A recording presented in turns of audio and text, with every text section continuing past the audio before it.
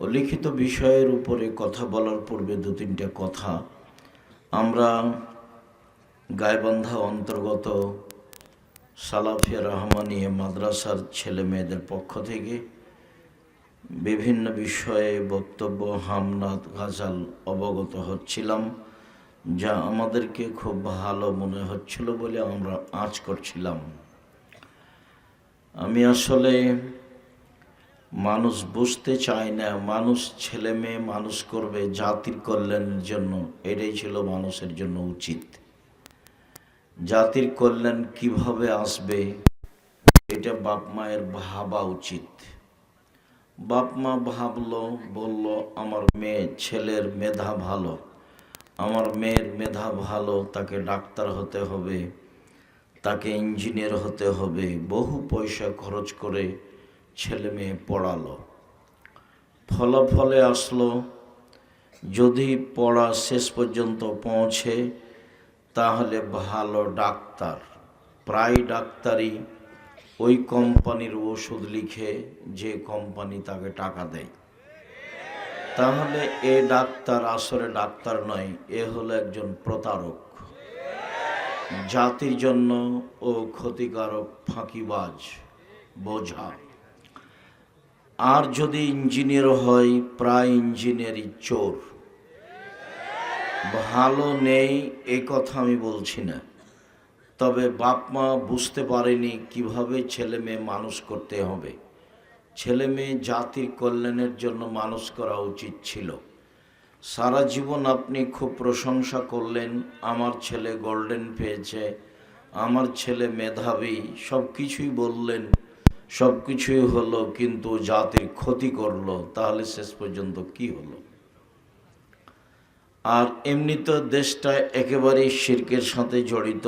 এখন তো আর মানুষ হয়ে নেই, মানুষ পশু প্রাণীর মতো হয়ে গেছে। বিবাহ করলেও মানুষকে এখন চাঁদা দেওয়া লাগে। সবাই চাঁদাবাজ, ধোঁকাবাজ, শয়তান, ইতর শ্রেণীর, নিম্ন শ্রেণীর মানুষ। প্রায় মানুষ মানবতা ভুলে গেছে, যাবে এ কথাও ঠিক।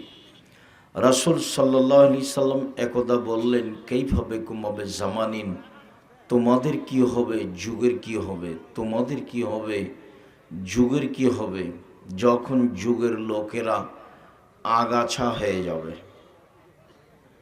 মানে সমাজে আর কোনো ভালো মানুষ থাকবে না, সবাই আগাছা, সবাই হবে নিম্ন শ্রেণীর মানুষ, সবাই হবে ইতর শ্রেণীর মানুষ, সবাই হবে প্রায় খারাপ মানুষ। গাইবান্ধা, গোবিন্দগঞ্জ, রংপুর, দিনাজপুর, লালমনিরহাট, নীলফামারী, কুড়িগ্রাম, পঞ্চগড়, ঠাকুরগাঁও, এসব ডিস্ট্রিক্টের ভাষায় সমাজের মানুষেরা যেদিন হবে বেন্যার বাচ্চা বেন্যায়, আর চাঁপাইনবাবগঞ্জের ভাষায় যেদিন মানুষ হবে ছোট লোকের বাচ্চা ছোট লোক। আল্লাহর নবী বলেছেন, লোকা ইবনে লোকা, অধমের সন্তান অধম। ঢাকার ভাষায় তাকে কি বলতে হবে তা আমি বলতে পারলাম না, তবে তারা বলে অমুকের পোলা অমুক, যেটা ভাষায় নিয়ে আসা খুবই কঠিন। কিন্তু রাসূল সাল্লাল্লাহু আলাইহি সাল্লাম যেটা বলেছেন সেটা হলো, সারা পৃথিবীর প্রত্যেক এলাকায় নিম্ন শ্রেণীর ভাষা যেটা, সেটাই হলো লোকা ইবনে লোকা, অধমের সন্তান অধম, ইতরের সন্তান ইতর। নিম্ন শ্রেণীর মানুষের ছেলে, নিম্ন শ্রেণীর মানুষ যখন সমাজের দায় দায়িত্ব পালন করবে, তোমার কেন একটু লজ্জাবোধ হয় না, তোমার কেন একটু ইতস্তবোধ হয় না? তুমি কেন নির্বাচনের নাম দিয়ে ছুটাছুটি করো, দৌড়াদৌড়ি করো, মোটরসাইকেল নিয়ে ঘোরাঘুরি করো? তুমি বলো অমুকের চরিত্র ফুলের মতো পবিত্র, সবাই তো হায়ানার মতো, তোমার চরিত্র তো হায়ানার মতো। তোমাকে কতবার বললাম, জীবনে বেঁচে থাকো, বাস 5 ওয়াক্ত সালাত, হালাল রুজি, আর কোরআন তেলাওয়াত, আর আড্ডা পিটা হারাম। আড্ডা পিটা একটা হলো দোকানপাটে বসে ল্যাংটা মেয়ে দেখা, ঘন্টার ঘন্টা গল্প করা, বদনাম করা, গীবত করা। আর একটা আড্ডা পিটা হলো মোবাইলে ল্যাংটা মেয়ে দেখা, ঘন্টার ঘন্টা, রাত রাত বেশে। ওখানে দেখে তোমার মা, এখানে দেখে তোমার বাপ, আর ওই ঘরে দেখে তোমার বোন, আর এই ঘরে দেখো তুমি। গোটা বাড়িটা একবারে জেনাই সয়লাভ। এই কথা রাসূল সাল্লাল্লাহু আলাইহি সাল্লাম বলছেন যে জাতির সামনে আমি আশঙ্কা করে গেলাম আমার উম্মত গোপন পাপে লিপ্ত হবে, এটাই আমার ভয়। জাতির সামনে আমি আশঙ্কা করে গেলাম আমার উম্মত গোপন পাপে লিপ্ত হবে, এটাই আমার ভয়। তিনি এইভাবেই বললেন।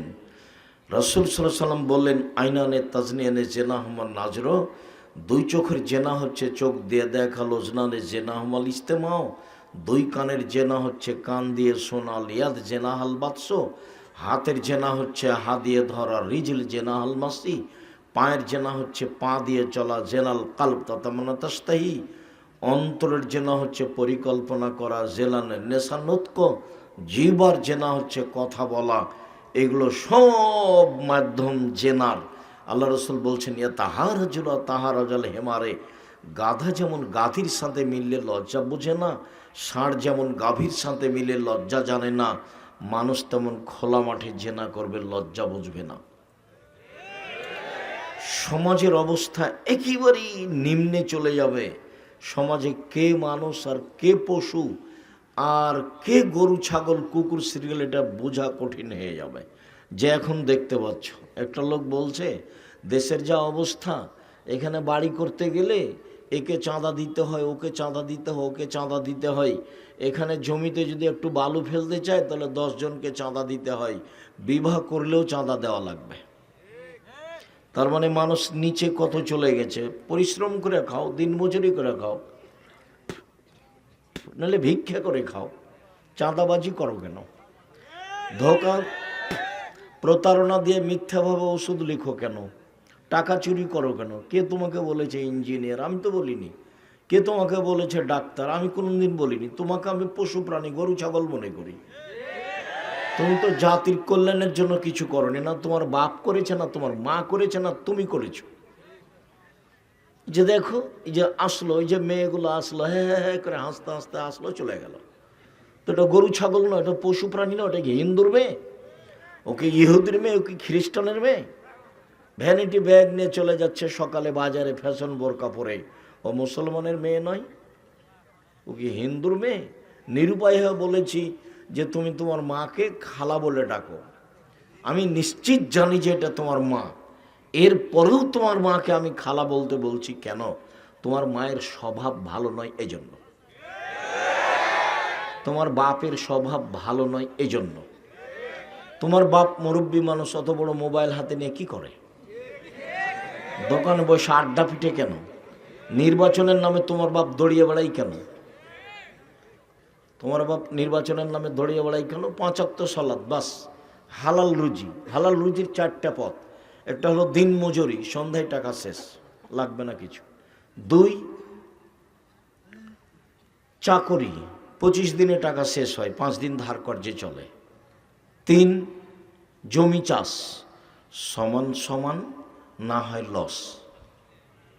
4, ব্যবসা দিয়ে কিছু করা যেতে পারে। তো ব্যবসায়ী, আল্লাহ রসুল বললেন যারা সত্যবাদী বিশ্বস্ত ব্যবসায়ী তারা জান্নাতের নবীদের সাথে থাকবেন। তাহাজ্জুদ পড়ে নবীর সাথে থাকা যায় না, আর ব্যবসা করে নবীর সাথে থাকা যায়, এ কথা মুহাম্মদ সাল্লাল্লাহু আলাইহি সাল্লাম বলেন। আল্লাহ রসুল একদা এক সফরে ছিলেন, তো একজন সাহাবী বলছেন, আল্লাহ নবী এই দেন, আপনার জন্য আমি অজুর পানি নিয়ে এসেছি আর মেশক নিয়ে এসেছি। তো আল্লাহ রসুল দেখে খুশি হয়ে গেছেন। খুশি হয়ে বলছেন, সালমা শেতা, তুমি যা ইচ্ছা তা চাও, আমি তোমার কাজে খুব খুশি হয়েছি। দেখি তুমি পানি নিয়ে এসেছো মেশক করার জন্য, দাঁত পরিষ্কারের জন্য মেশক নিয়ে এসেছো, খুব তো ভালো কথা, তুমি কিছু চাও। তখন সাহাবী বলছেন, আস আলোকা মোরা ফাতাকা ফিল জান্নাহ, আমি আপনার সাথে জান্নাতে থাকতে চাই।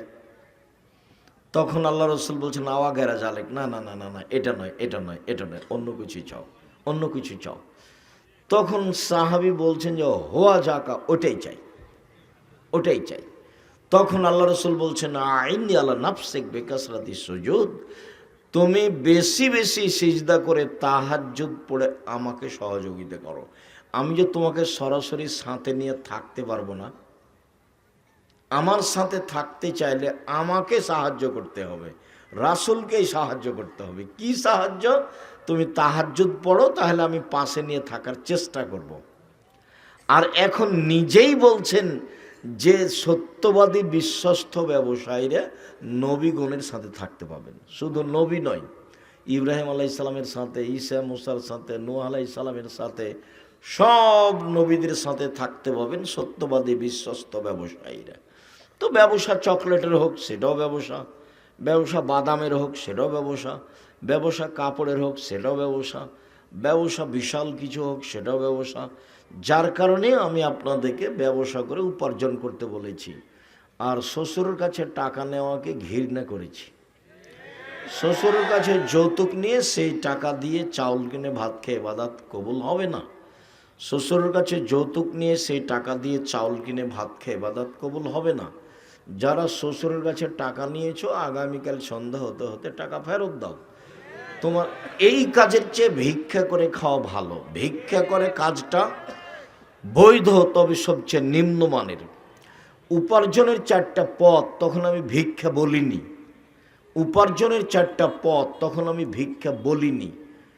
1 দিনমজুরি, 2 চাকরি, 3 জমি চাষ, 4 ব্যবসা। তখন আমি বলেছি চকলেটের ব্যবসা করে খাও। চকলেটের ব্যবসা আমি করতে বলিনি, আমি বলেছি কম পয়সার ব্যবসা, যাতে করে লোন নেওয়া না লাগে। লোন নিয়ে ব্যবসা করে একদিনে কোটিপতি হবো, এটা মিথ্যা কথা। আমি চকলেটের ব্যবসা বলতে চকলেটেরই ব্যবসা করতে বলেছি এই কথা নয়, কম পয়সার ব্যবসা করতে বলেছি। সত্যবাদী ব্যবসায়ী আর নবীদের সাথে জান্নাতে থাকবেন, এই কথা মুহাম্মদ সাল্লাল্লাহু আলাইহি সাল্লাম বলেন। তুমি শ্বশুরের কাছে টাকা নিয়েছো, সেই টাকা দিয়ে চাউল কিনেছো, সেই চাউলের ভাত খাচ্ছো, ইবাদত কবুল হবে না। সামাজিকভাবে তোমার চরিত্র কত নিচে চলে গেছে। এদিকে তো তুমি পশু প্রাণী একবারে কুকুর শ্রীলের মতো, হায়ানার মতো নির্বাচনের নাম দিয়ে দৌড়ে বেড়াচ্ছ। এদিকে শ্বশুরের টাকা নিয়েছো, ওদিকে মানুষের চাঁদা জোর করে আদায় করছো। বলছো যে ওরা খেয়েছে 16 বছর, আমরা কিছু খাবো না, এভাবে বলছো ভিক্ষা করে খাবা। তখন আমি বলেছি শেষ পথ ভিক্ষা করো। বাপ বেটা ভিক্ষা করো। তুমি জাতির জন্য বোঝা, তুমি জাতির জন্য বোঝা। তোমার বাপ তোমাকে পশু প্রাণী করে মানুষ করেছে, তোমার বাপ তোমাকে কুকুর সিরিয়াল করে মানুষ করেছে। নইলে কেন এ কথা বলছেন আল্লাহ? বুঝেও বুঝে না ওরা, অন্তর আছে বুঝে না, দেখেও দেখে না ওরা, চক্ষু আছে দেখে না, শোনেও শোনে না ওরা, কান আছে শোনে না। উলাইকা কালা নাম, তারা পশু প্রাণীর মতো, তারা গরু ছাগলের মতো, তারা কুকুর শ্রীলের মতো, বাল মজাল বরং তার চেয়ে খারাপ। আল্লাহ বলছেন কুকুর শ্রীলের মতো। অবাক কথা। পয়সা এইভাবে ইনকাম করতে হবে কে বলেছে? মানুষের কাছ থেকে জোর করে টাকা আদায় করতে হবে, চাঁদাবাজি করতে হবে, এটা কে বলল? জুলুম করো না, রাহাজানি করো না, অন্যায় করো না, অবিচার করো না, মানুষকে অপমান করো না, ক্ষমতা দেখায় না, দলীয় দাপট দেখায় না। তোমার নেতার বয়স 45 মিনিট। যে যত বড় স্বৈরাচার জালেম, তার সময় তার চেয়ে কম। ফেরাউনের মাত্র 2-3 মিনিট সময়, এই যে ডুবলো, এই যে মরলো নাই। আদ সামুদ হাফ মিনিট 30 সেকেন্ড, আসলো ঝড় বিদ্যুৎ, তারপর নাই। আদ সামুদ সবচেয়ে শক্তিশালী জাতি, যারা জালেম। আল্লাহ বলছেন লাম ইউখলাক মিসলুহা ফিল বিলাদ, পৃথিবীর কোন মাটিতে আমি এত বড় জালেম, স্বৈরাচারী, স্বেচ্ছাচারী, বদ, ক্ষমতাধর, শক্তিশালী মানুষ সৃষ্টি করিনি। ওরা হলো আদ সামুদ। ওদের ধ্বংসের সময় ছিল হাফ মিনিট, 1 মিনিট। আর ফেরাউনের 2-3 মিনিট। এই যে ডুবলো, এই যে গেল, এই নেই। আর জুলুম করো না, তার সাক্ষী তুমি। মানুষকে মারো না, মানুষকে জেল হাজত দিও না, মানুষকে অপমান করো না, মানুষের জমি দখল করো না, মানুষের কাছ থেকে জোর করে টাকা আদায় করিও না, চাঁদাবাজি করো না, ভিক্ষা করে খাও, শ্বশুরের কাছে টাকা নিও, যৌতুক নিও না। এগুলো সব পথ হারাম। তোমার চরিত্র হায়ানার মতো, তোমার চরিত্র কুকুর শ্রেণীর মতো, তোমার চরিত্র সবচেয়ে নিম্ন শ্রেণীর, ইতর শ্রেণীর মানুষের মতো। তোমার বাপ তোমাকে কি করে মানুষ করলো? তুমি কেন পশু? তুমি কেন জাতির জন্য ভারী? তুমি কেন শ্বশুরের কাছে টাকা চাও? তুমি কেন মানুষের কাছে টাকা চাও? চাঁদাবাজি করো, কেন করো? আমি তোমাকে ভিক্ষা করে খেতে বলিনি, আমি বলেছি মানুষের বাড়িতে কাজ করে খাও। আমি নিরুপায় হয়ে বলেছি যে ভিক্ষা করে খাও। বাপ বেটা ভিক্ষা করো, কেন শ্বশুর কাছে টাকা নিবা? বোনকে জমি দাও না কেন? এটা গায়ে বান্ধা, মানে বোনকে জমি দেয় না। এটা গায়ে বান্ধা, মানে শ্বশুরের কাছে টাকা নেই, যৌতুক ছাড়া বিবাহ দেয় না ছেলে মেয়ের। ভিক্ষা করে খাবেন? এই ছেলে, তুমি নিয়েছো? তোমার বাপ নিয়েছে? তোমার বাপের মুখখান দেখো কালো হয়ে আছে। এই বেটাই, বাপ বেটা কালকে ভিক্ষা চাইবে মানুষের কাছে এভাবে। সন্ধ্যা হতে হতে টাকা ফেরত দিবে। শরম হয় না কেন? লজ্জা হয় না কেন? উপার্জনের পথ তো আছে, সহজ পথ, দিন মজুরি, সহজ পথ, চাকরি, ছোট যে কোনো জায়গায়, কোনো কোম্পানিতে, সহজ পথ, জমি চাষ, সহজ পথ, ব্যবসা, চকলেট, বাদাম। সারাদিনে 300 থেকে 500 টাকা ইনকাম করবো, সংসার চলবে ইনশাল্লাহ। অবাক কথা, জাতির জন্য তুমি ভারী হয়ে গেলে কেন?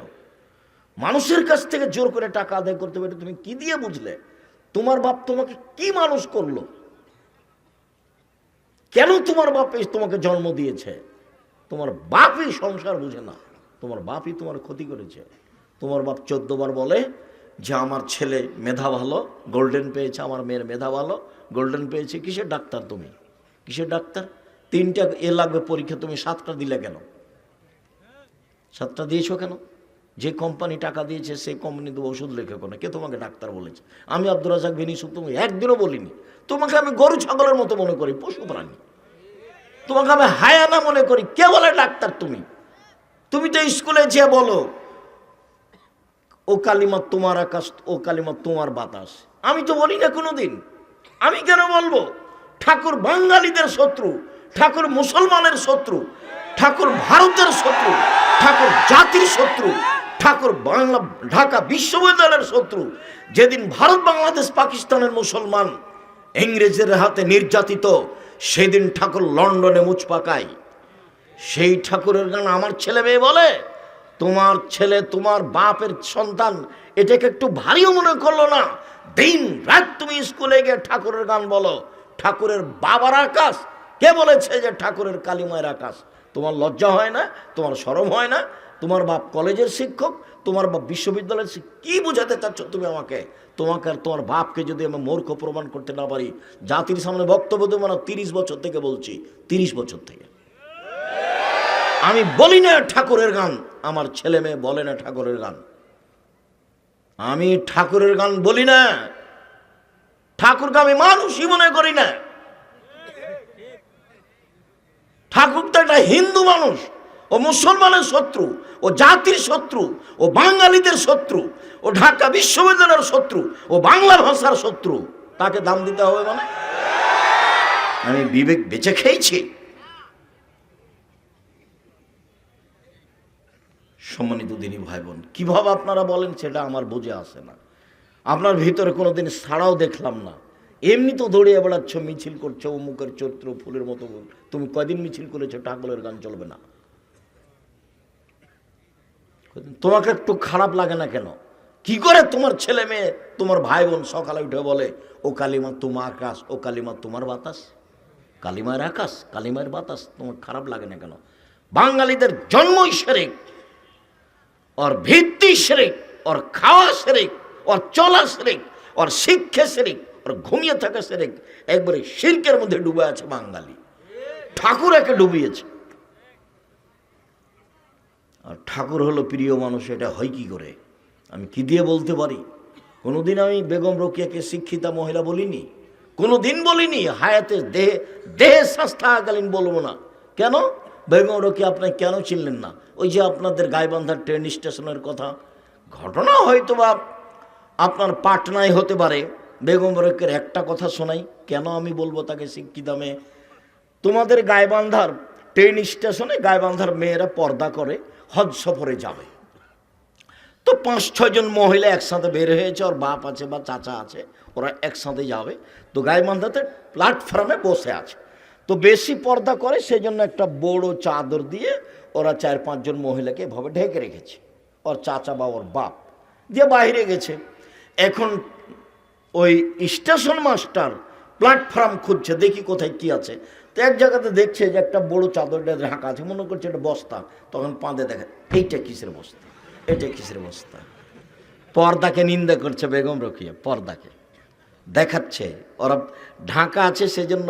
বেগম রোকেয়া কিভাবে দেখাচ্ছে, পাঁদে দেখাচ্ছে এটা কিসের বস্তা, এটা কিসের বস্তা।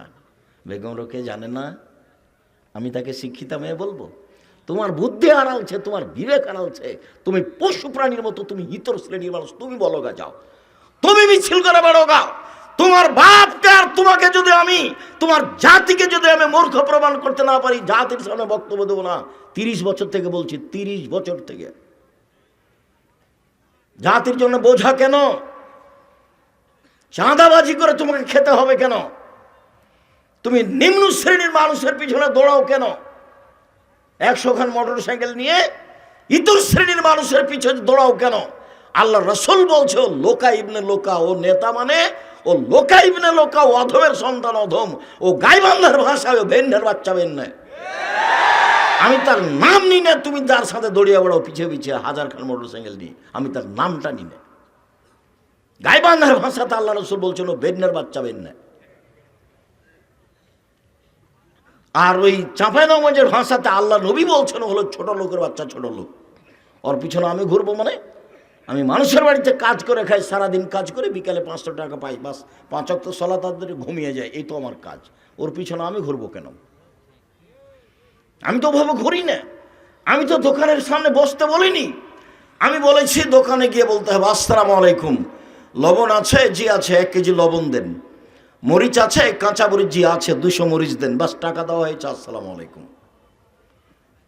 আর তুমি যদি আমাকে বলো, তা আমি এ যাবৎ জীবনে কোনোদিন চায়ের স্টলে বসিনি, জীবনে কোনোদিন। তো বেঁচে আছি তো? কই বেঁচে নেই, মরে গেছি। আমার মা যখন আমাকে বাড়ি থেকে বিদায় করতো পড়ার সময়তে, তখন বলতো 4টে কথা। 1, দোকানে বসিও না। 2, প্রাইভেট পড়ায়ও না। 3, বন্ধুতালি করো না। 4, মানুষের বাড়িতে খায়ও না। আমার মা পিছে পিছে হাঁটতেন আর বলতেন 1, দোকানে বসিও না। 2, প্রাইভেট পড়ায়ও না। 3, বন্ধুতালি করো না। 4, মানুষের বাড়ি দাওয়াত খায়ও না। এভাবে আমার মা বলতেন আর পিছে পিছে হাঁটতেন। তুমি দোকানে বসে আড্ডা পিটো কেন? ওই যে এখন দেখো আড্ডা পিটছে। আজকে এখানে প্রোগ্রাম, তুমি দোকানে বসে আছো কেন? ওই যে তোমার বোন আসলো, হ্যাঁ করে আসলো, আবার চলে গেল কেন? আমি জবাব দেব? আমি কেন দেবো? তুমি দাও, তোমার বাপ দেখ, তোমার মা দেখ। আমি তো এমনি বলিনি তোমার মা নয়, এটা তোমার খালা। আমি ওটা এমনি বলিনি, ওটা তোমার বাপ নয়, ওটা তোমার চাচা। ও তোমাকে ধ্বংস করেছে, তোমার বোনকে ধ্বংস করেছে। তোমার বোনের নখটা বড়, জবাব আমি দিব। ইহুদি খ্রিস্টানদের পতিতালয়ের মেয়েদের নখ বড়। ইহুদি খ্রিস্টানদের পতিতালয়ের মেয়েদের নখ বড়। তোমার বোনের নখে নেইল পালিশ আছে।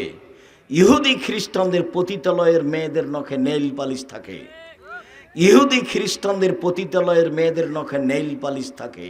তোমার বোনের নখে নেইল পালিশ আছে, জবাব আমি দিব। তোমার বোনের কপালে টিপ আছে। হিন্দু মেয়েকে বিবাহ করার 10টা পদ্ধতি আছে, তার একটা পদ্ধতির নাম রাক্ষসী বিবাহ। মেয়ের বাপ বিবাহ দিবে না, ছেলেটা বিবাহ করবে।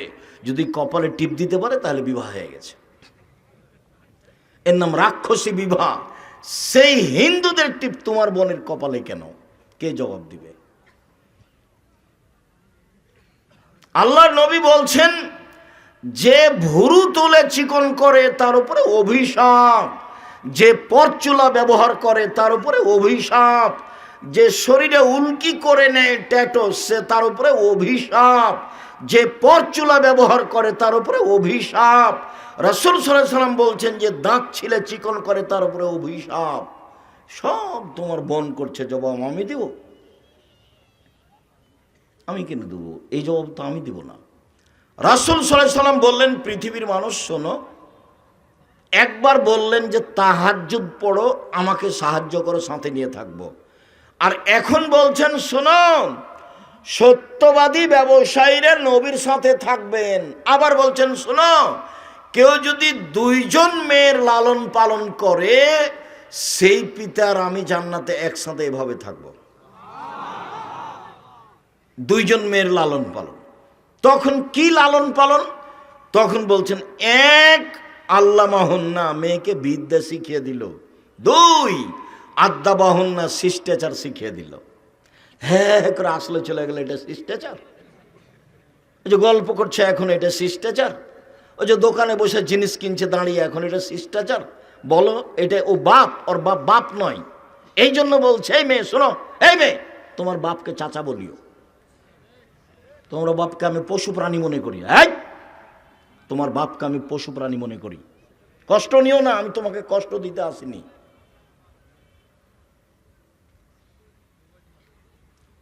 তোমার বাপ আমার দিনী ভাই, তোমার মা আমার দিনী বোন, গায়েবান্ধা আমার শ্বশুর বাড়ি এলাকা, আত্মীয়তার অভাব নেই। কাজেই আমি কষ্ট দিতে আসিনি, আমি দুঃখিত। আপনার ছেলে মেয়ের জবাব আমি দিব না আপনি দিবেন? এটার কি উত্তর আপনার কাছে আছে? ছেলে মেয়ে জাতির জন্য বোঝা হলো কেন? মেয়ে এমন হলো কেন? কে জবাব দিবে? মা দিবে, ওর বাপ দিবে। আল্লাহ নবী বলছেন যে ওই বাপ আমার সাথে জান্নাতে থাকবে। কে? এক, মেয়েকে বিদ্যা শিখিয়ে দিল। দুই, শিষ্টাচার শিখিয়ে দিল। বলো তো, ওই ফ্যাশন বোরকা পরে ভ্যানিটি ব্যাগ হাতে করে চলে যাওয়া বাজারে, এটাই কি শিষ্টাচার? কি দুলা ভাইয়ের সাথে এসেছে, আর এটা তো গায়েবান্ধা, আপনারা এসে একটু কম বদনাম করিয়েন। আচ্ছা ঠিক আছে, কমই করছি। জামাই এসেছে তো শাশুড়ি বলছে যুবতী মেয়েকে, তোর দুলা ভাইকে চা দিয়াই, পানি দিয়াই, পান দিয়াই, খাবার দিয়াই। তো একটা তো বিবাহ সূত্রে দিয়েছেন, আর একটা এমনি ফাও দিলেন কেন? এটা তো কোলে করে নিয়ে বসে আছে। আপনি শ্বশুর, এটা চোখে পড়ে না? আপনি শাশুড়ি, এটা চোখে পড়ে না? কেন পড়ে না এটা চোখে? জামাই বাড়িতে এসেছে, খাবার দিবেন আপনি, ভাত দিবেন আপনি, পানি দিবেন আপনি, সব কিছু করবেন আপনি। তো আপনি আপনার মেয়েকে পাঠালেন কেন? কেন পাঠালেন? এর জবাব আমাকে দিতে হবে না তোমার বাপ দিবে? দেও, বলো দেখি। তোমার বাপ তো একটা মেয়ে বিবাহ সূত্রে দিয়েছে, আর একটা ফাও দিল কেন? তুমি এখন বলো যে একে বাপ বলবে না, একে চাচা বলবা। বাপ তো মানে জিম্মেদার। এক, মেয়েকে বিদ্যা শিখিয়ে দিল। দুই, মেয়েকে শিষ্টাচার শিখিয়ে দিল। তিন, মেয়ের বিবাহ শাদী দিয়ে দিল। চার, মেয়ের সাথে ভালো আচরণ করলো। ওই বাপ আর আমি মুহাম্মদ সাল্লাল্লাহু আলাইহি ওয়াসাল্লাম জান্নাতে একসাথে এভাবে থাকবো। দুঃখিত সম্মানিত দিনী ভাই বোন, কি করতে পারি? অবস্থা দেখলে খুব কষ্ট হয়, চাল চলন দেখলে খুব কষ্ট হয়। সব জিম্মেদারি বাপ মায়ের ওপরে চাপানো হয়েছে। কিছু কিছু হাদিস একটানা বাপের উপরে, কিছু কিছু হাদিস একটানা মায়ের উপরে, কিছু কিছু হাদিস বাপ মা উভয়ের উপরে। দুইজনকে পাশাপাশি আল্লাহ রসুল রেখেছেন। একবার বলছেন যে কুল্লু মাউলুদিন ইউলাদ আলাল ফিতরা, প্রত্যেকটা ছেলে মেয়ে ইসলামী ধারণ ক্ষমতা নিয়ে জন্মগ্রহণ করে। প্রত্যেকটা মেয়ে ইসলামী পোশাক পরতে পারবে, এই ক্ষমতা তার ভিতরে আছে। প্রত্যেকটা ক্ষমতা তার ভিতরে আছে। প্রত্যেকটা ছেলে প্যান্টটা টাকনোর উপরে রাখতে পারবে, এই ক্ষমতা তার ভিতরে আছে। কিন্তু টাকনোর নিচে রাখলো কেন? দাড়ি চাঁচলো কেন? নগ্ন ল্যাংটা পোশাক মেয়েটা পরলো কেন? তখন আল্লাহ রসুল বলছেন যে ওর বাপ মা ওকে পরিয়েছে। আমি কি করতে পারি? এবারে হুবাহু আল্লাহ রসুল বলছেন, ফাবুহু ইউহাবেদানিহি, তার বাপ মা তাকে ইহুদি করেছে। অয়ুনসরানিহি, তার বাপ মা তাকে খ্রিস্টান করেছে। ইমাজ্জেসানিহি, তার বাপ মা তাকে আগুন পূজক করেছে। বাপ মা যেভাবে ছেলে মেয়েকে গড়ে তুলেছে, ছেলে মেয়ে সেভাবে গড়ে উঠেছে। এই হাদিসের সারমর্ম কথা বলা আছে চাঁপাইনবাবগঞ্জের ভাষায়, সঙ্গদোষে লহা ভাসে। লহ তো পানিতে ছেড়ে দিলে ভাসবে, কাঠের সাথে লাগালে ভাসবে। কাঠের সাথে লাগিয়ে দেন লহ, এবার লহ কি হবে? ভাসবে। সঙ্গ দোষে লহা ভাসে, এ হাদিসের তরজমা আল্লাহ রাসূল বলেছেন, মানে বাপ মাকে একসাথে বললেন যে তুমি তো তোমার ছেলে মেয়েকে ইহুদি করেছো, খ্রিস্টান করেছো, আগুন পূজক করেছো, ছেলে মেয়েকে যেইভাবে তোমরা দুইজন গড়ে তুলেছ সেভাবে গড়ে উঠেছে। ওই যে ছেলেটাকে গুলি মারা হয়েছে, ওর মায়ের ঘটনা শোনো, কোন সময়তে, মানে আজানের পরে গেলে পিটাবে ওর মা। দেখো ওদের বিবরণে, এশার সলাতের পরে যদি বাড়িতে ঢোকে তাহলে ওর মা কী করবে? পিটাবে। ওইটা মার, তোমার মা নয় এটা? ওই যে তোমার বোন হ্যাঁ হ্যাঁ করে চলে গেল হাসতে হাসতে, ওর মা নাই? ও কি হিন্দু মেয়ে নাকি? ও কি খ্রিস্টান মেয়ে? তো এভাবে গেল কেন? ওর মা নাই, ও এমনি এসেছে দুনিয়াতে। কি মা? ও কি মা? মা কাকে বলে? রাসূল সাল্লাল্লাহু আলাইহি সাল্লাম এক টানা মহিলাকে বলেছেন, মাকে বলেছেন এক টানা। যেমন আগের হাদিসটা বললেন, এক টানা বাপকে। এক, বিদ্যে শিখিয়ে দিল বাপ। দুই, শিষ্টাচার শিখিয়ে দিল বাপ। তিন, মেয়ের সাথে ভালো আচরণ করলো। চার, বিবাহ দিয়ে দিল। তাহলে সেই মেয়ের পিতার আমি জান্নাতে একসাথে থাকবো। সবটুকু বাপের জন্য। এবার দেখেন সবটুকু মায়ের জন্য। যেটা বলতে যাচ্ছি সেটা খুব ভালোভাবে জানা আছে। জাবের রাদিয়াল্লাহু তাআলা আনহু বলেন, সফর থেকে আসছিলাম, আমরা মদিনায় ঢুকবো। তখন আল্লাহ রাসূল বলে, এই থামো থামো, সবাই এখানে থাকো, আমরা সকালে মদিনায় ঢুকবো। তখন জাবের রাদিয়াল্লাহু তাআলা আনহু বললেন, আল্লাহর নবী, আমি নতুন বিবাহ করেছি, আমাকে বাড়ি যেতে অনুমতি দেন। তখন আল্লাহ রাসূল বলছেন সাল্লাল্লাহু আলাইহি সাল্লাম, ও তুমি নতুন বিবাহ করেছো? তো কুমারী মেয়ে বিবাহ করেছো না তালাক প্রাপ্তা মেয়ে বিবাহ করেছো?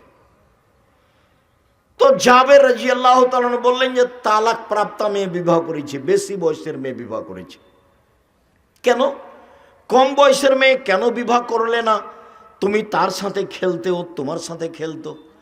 তুমি কুমারী মেয়ে কেন বিবাহ করলে না? তুমি তার সাথে খেলতে, ও তোমার সাথে খেলতো। এই পর্যন্ত আল্লাহ রাসূল বললেন। তখন জাবের রাদিয়াল্লাহু তাআলা বলছেন, আল্লাহ নবী শোনেন, আমার আব্বা উহুদের যুদ্ধে শহীদ হয়েছেন, 9 জন মেয়ে রেখে আমার 9 জন বোন আছে। আল্লাহ নবী শোনেন, আমার আব্বা উহুদের যুদ্ধে শহীদ হয়েছেন, 9 জন মেয়ে রেখে আমার 9 জন বোন আছে। আকরাহুনা তাযাওয়াজা মিসলাহুন্না, ওদের সমবয়সের কম বয়সের মেয়েকে বিবাহ করা পছন্দ করিনি 4টা কারণে। বেশি বয়সের মেয়ে বিবাহ করেছি 4টা কারণে। আমার বোনদের সমবয়সের মেয়েকে বিবাহ করা পছন্দ করিনি 4টা কারণে। বেশি বয়সের মেয়ে বিবাহ করেছি 4টা কারণে। এক, লিতুআল্লিমাহুন্না, আমার স্ত্রী যেন আমার বোনদেরকে বিদ্যা শিখাতে পারে। দুই, লিতুরাজ্জিলাহুন্না, আমার স্ত্রী যেন আমার বোনদেরকে শিষ্টাচার শিখাতে পারে। শিষ্টাচার কি জিনিস? শিষ্টাচার কি জিনিস? তুমি বলো। যে দোকানে দাঁড়িয়ে জিনিস কিনছে, এটাই শিষ্টাচার, তুমি বলো। এই যে ল্যাংটা হয়ে চলে যাচ্ছে প্যান্ট পরে স্কুলে, এটাই শিষ্টাচার, তুমি বলো। নগ্ন পোশাক পরে স্টেজে চলে যাচ্ছে স্কুলে, তুমি বলো এটা শিষ্টাচার। বড় মোবাইলে তোমার বোন দিন রাত ল্যাংটা মেয়ে দেখছে, পুরুষ দেখছে, বলো এটাই শিষ্টাচার। আরে মানুষ পশু প্রাণী হয়ে গেলেও তার ওখানে বুঝে যে এটা খারাপ, তুমি তো বলতে পারবে না এটা শিষ্টাচার। তাহলে হচ্ছে কেন? আমি বেশি বয়সের মেয়ে বিবাহ করেছি যাতে করে আমার স্ত্রী আমার বোনদেরকে শিষ্টাচার শিখাতে পারে। তিন, লিতুরাজ্জিলাহুন্না, যাতে করে আমার স্ত্রী আমার বোনদের মাথার চুল চিরুনি করে সাজগোজ করে পরিপাটি করে রাখতে পারে। তোমার বোন চুল এলোমেলো করে চলে গেল, জবাব আমি দিব না তোমার মা দিবে? ঢং ঢং করে কামিচ্ছে, চিকন চর খাটো বোরকা পরে চলে গেল, ফ্যাশন বোরকা পরে চলে গেল, ব্যাগ ভ্যানিটি ব্যাগ হাতে করে চলে গেল। ব্যাগ নিয়ে যাচ্ছে কেন তোমার বোন? কেন যাবে? যাবে কেন? তোমার বাপ মরেছে, তোমার মা মরেছে, যাবে কেন? দেখো না তুমি? সম্মানিত দিনী ভাই বোন, আমার স্ত্রী যেন আমার বোনদেরকে পরিপাটি সাজগোজ করে রাখতে পারে। চার, তাকুমা আলাইহিন্না, আমার স্ত্রী যেন আমার বোনদেরকে পাহারা দিতে পারে। তো তোমার মা তো পাহারাদার। তাহলে বলো, এখন হাসছে ওভাবে বসে আছে তোমার বোনটা, তা এটা কি তোমার মা কি পাহারাদার? হাদিস তো বুখারী মুসলিম। কি জবাব আছে এর? জবাব কে দিবে? বক্তৃতার জগৎ একটা প্রায় মিথ্যা জগৎ। শতকরা 95 জন বক্তা মিথ্যুক, শতকরা 98 জন মুফাসসির মিথ্যুক। ধর্মের নামে মিথ্যা কথা বলছে, ধর্ম কি জিনিস তার জানাই নাই। যার থুঁথির জোর সেই বক্তা। জনগণ তো বুঝতে চায় না কোনটা সত্য কোনটা মিথ্যে। জনগণ তো হিসাব করতে পারে না ভালো মন্দ। আমি কি দিয়ে বুঝাতে পারি শিষ্টাচার কি জিনিস, পাহারা কি জিনিস? একটানা মহিলার উপরে চাপিয়ে দিলেন। এক, মাই বাচ্চাকে বিদ্যা শিখাবে। দুই, মাই বাচ্চাকে শিষ্টাচার শিখাবে। তিন, মাই বাচ্চাকে পরিপাটি করে রাখবে। চার, মা বাচ্চাকে পাহারা দিবে। তোমার বোনের হাতে একবার ছোট থেকে পুতুল আছে, বলো তো এটা কোন শিষ্টাচার? তোমাদের বাড়িতে কাঁকড়া আছে শোকেজে, বলো তো এটা কোন শিষ্টাচার? তোমার মা একটা আয়না কিনেছে, সেটা হলো কাতল মাছ, বলো তো এটা কোন শিষ্টাচার? তোমার বাপ একটা পট পায়খানা করা, ছোট তোমার বোনের পায়খানা করা একটা পট কিনেছে, যেটা ঘোড়া, বলো তো সেটা কোন শিষ্টাচার? আর তুমি নিজে দড়িয়ে বেড়াচ্ছ নির্বাচনের নামে, একটা সিগারেট খাবা সেই জন্য, একটা বিড়ি খাবা সেই জন্য, তো বলো এটা কোন শিষ্টাচার? কেন যাচ্ছ? তোমাকে আমি বারবার বলছি এভাবে তোবা করবে, এভাবে বাস দিন মজুরি করে খাই, কাউকে দেখি না। 5 ওয়াক্ত সলাত আদায় করি। এক, 5 ওয়াক্ত সলাত। দুই, হালাল রুজি। তিন, কোরআন তেলাওয়াত। বেশি না পারলে সূরা ইখলাস তো পারবো। সূরা ইখলাস কয়বার পড়বো? 3 বার। এটা তো পারবো। সকালে সূরা ইখলাস 3 বার পড়ে আল্লাহকে বলো, এই দেখেন কোরআন মাজিদ পড়লাম, তাও আলহামদুলিল্লাহ কোরআন মাজিদ পড়লাম। 4, আড্ডা পিটা হারাম। দোকানে যেতে হবে কিভাবে, আসতে হবে কিভাবে, মনে থাকবে না। আসসালামু আলাইকুম, আহমাদ লবণ আছে? আছে। 1 কেজি লবণ দাও। মরিচ আছে? আছে। 200 মরিচ দাও। টাকা দেওয়া শেষ হয়েছে, আসসালামু আলাইকুম। এর চেয়ে বেশি দোকানে বসতে পাবেন না।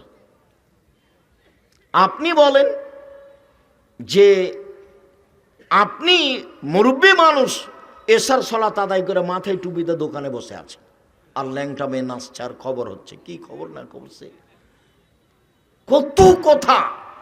40 বছর থেকে আপনি তাহাজ্জুদ পড়ছেন, সেই সব নাকি এক পাল্লাতে দেন। আর ওই দোকানে বসে খালি বললেন ওই চেয়ারম্যান তো খুব খারাপ, ওর চাল চরিত্র খুব খারাপ। এখন এইটা এক পাল্লায় দেন, মাপেন তো দেখি কোনটা ভারী হয়। 40 বছরের তাহাজ্জুদ এক পাল্লায় দেন, আর ওইটা যে চেয়ারম্যান খুব খারাপ, এটা এক পাল্লায় দেন, দেখি কোনটা খারাপ বেশি ভারী হয়।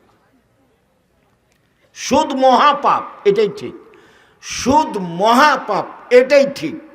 সুদের পাপের ভাষা এত কঠিন যে পৃথিবীতে পাপের জগতে কোনো পাপের ভাষা এমন নয়। সুদের চেয়ে বড় পাপ আছে, কিন্তু ভাষা এমন নয়। ভাষাটা আগে বলি। রাসূল সাল্লাল্লাহু আলাইহি সাল্লাম বলছেন, মায়াকুলু দিরহাম রিবাহ ইয়ালাম আসাদ্দু মিন সিত্তাতি ওয়া সালাসিনা জিনিয়া। কেউ যদি জেনে শুনে 1 টাকা সুদ খায়, 36 বার জেনা করে যত পাপ হবে, 1 টাকা সুদ খেলে তার চেয়ে বেশি পাপ। আবার বলি, রাসূল সাল্লাল্লাহু আলাইহি সাল্লাম বলছেন, আর রিবা সাবুনা জুজান, সুদের পাপের 70টি ভাগ রয়েছে। ছোট ভাগ হলো মার সাথে জেনা করলে যেমন পাপ হয়। শুনুন, এই ছেলে বসো, একটু থামো।